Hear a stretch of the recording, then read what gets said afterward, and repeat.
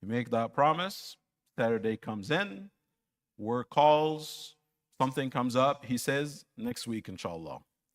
And then that's keep happening 4 Saturdays in a row. So now the boy is not just disappointed about not going to the park. The boy learned something about his dad's word. Does it really mean something?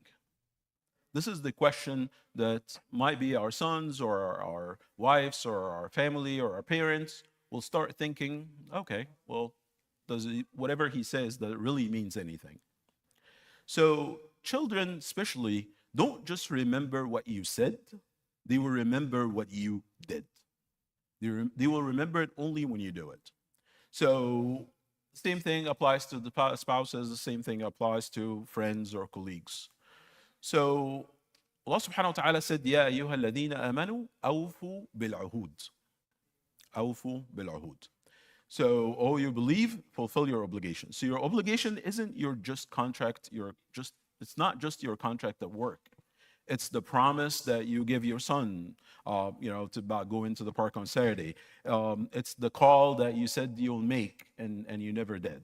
It's the commitment you made to yourself, even to yourself. There's a commitment. You started at Fajr, or maybe, you just said, if something happened, I'll do this. And you just never fulfill that.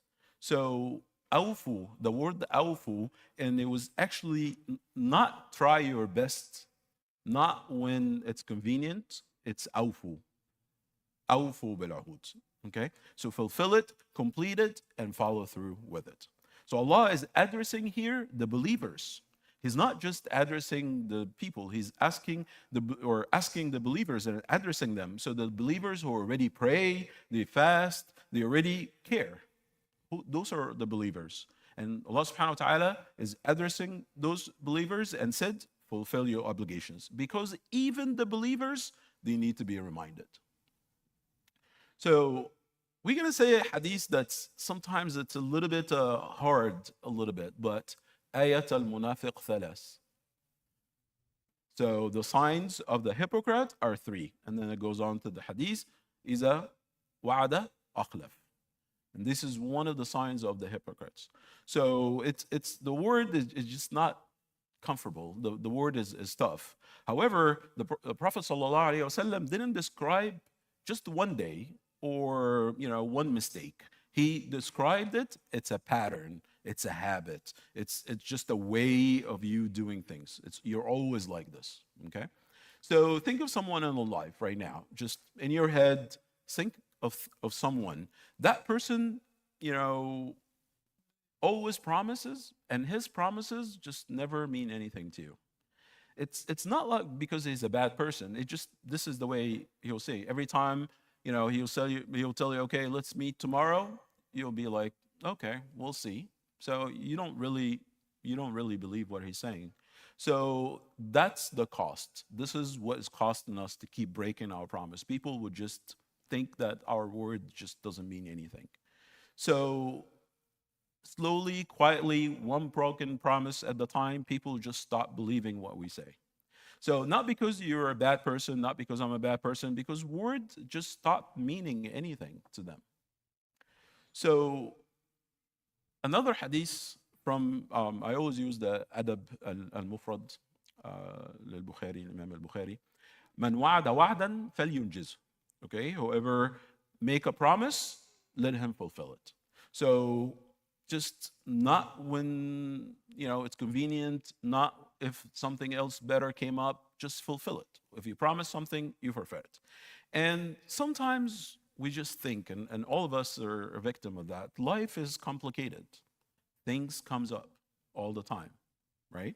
So things will do, and here's the actual solution. So just to continue to excuse, life is complicated, I'm busy, there's a lot of work, I'm busy.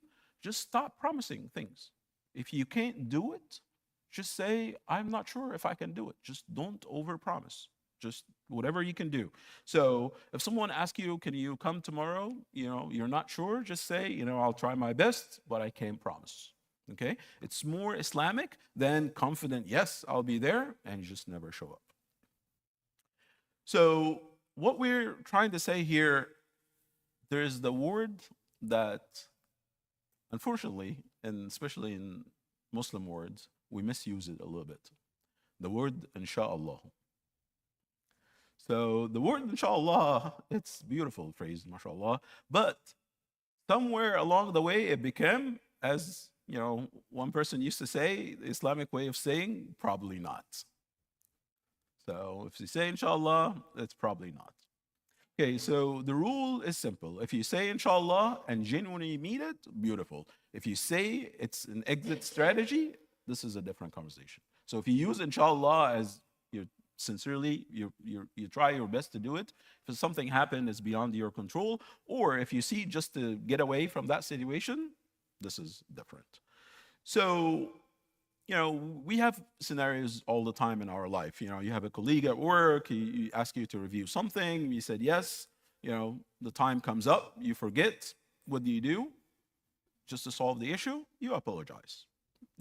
And then you do it, and don't just pretend it never happened. It happened, you just apologize and you do it.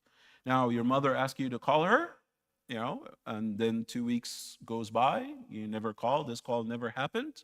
What do you do now? Pick up the call and call her now. Not when it's convenient, not when you have time, now. Call her now.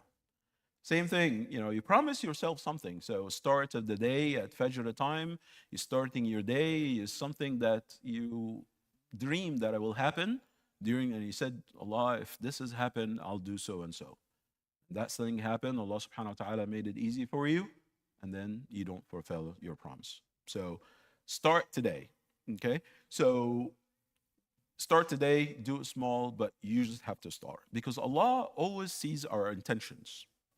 And then, the intentions that actually moves, not the intentions that just stays inside, okay? So intentions that just sit there, okay, I'll do it whenever I have time. No, Allah subhanahu wa ta'ala will look at our intentions that we're actually taking the action to do those intentions. So what we want to do, that's our homework today. We have a homework to do today. The homework that you think of one promise. Think of one promise that you promised somebody that you will do it and you haven't done it yet. Okay? Just think of that one. Okay? Don't share it with us, but just, hold on to it. And this week, just between you and Allah, do that promise. Just do it. As soon as you do it, you will see, what it really will do to that person that you promised them. Okay, and what it will actually do to you as well, that you will feel, inshallah, good about yourself, that there is something that you said you will never do and you actually did. So may Allah make us from the people whose word mean something. And Allahumma ja'alna mimma yawfuna bi'ahdik wa la yanquduna al-mithaq.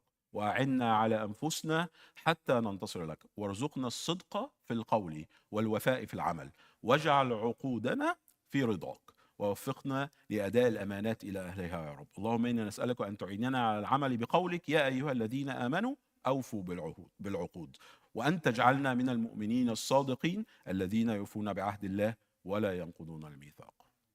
جزاك الله خير. شكرا جزيلا.